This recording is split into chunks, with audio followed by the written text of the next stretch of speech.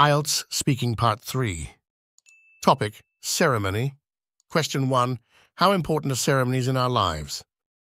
Ceremonies are a part of our very existence, and they represent our cultural identity, religious norms, traditions, patriotic feelings, and often our inner joys and expectations as humans.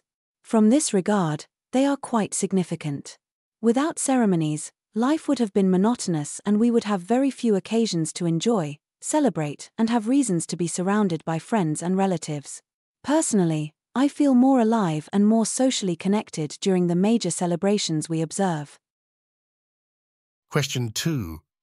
Do you see the role of private and public ceremonies changing in the future? No, I don't really see the roles of private and public ceremonies are changing in the future because both the private and public ceremonies, as they are now today, are being observed for an array of reasons which have existed and remained the same for thousands of years. For example, the roles, which is to share fun and happiness among friends and family members, of birthdays or wedding ceremonies are the same today as they were before centuries ago. The same can be said pretty much for all other ceremonies. Question 3. Have attitudes towards marriage changed in recent years? Marriage is still an influential aspect of our social bonds, but thanks to the changes in our mentality about marriage and that help prevent early marriage, which was so common even only 30 years ago. In the past, late marriage for females was unacceptable and often considered an unfortunate event. However, this is no longer the case, and both males and females, these days, want to have a career before getting married, which, in my opinion, is a positive trend. However, an increasing number of single parents and the unmarried population is often indicated by many to be a concerning issue, and I accord with them in this regard. Overall, our perceptions and attitudes towards marriage have changed to a great extent, and I believe the changes are mostly positive. Question 4. In what ways do men and women feel differently about marriage, in your opinion?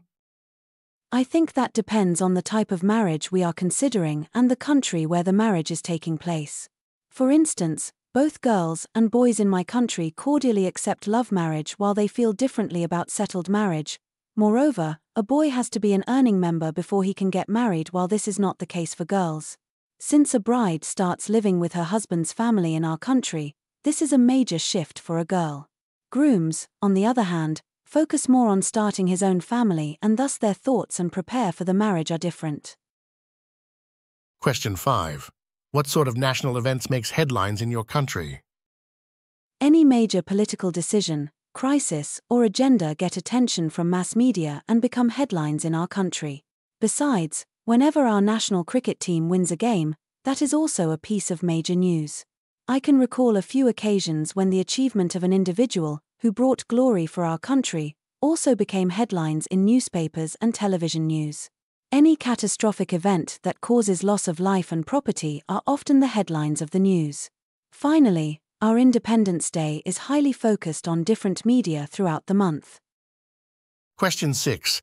Does the media in your country pay more attention to global or national events? This depends on the type of media we are talking about. If it's a national TV channel, for instance, it primarily focuses on national events. An English newspaper or a satellite TV channel that has a global audience, on the contrary, has more global than national news.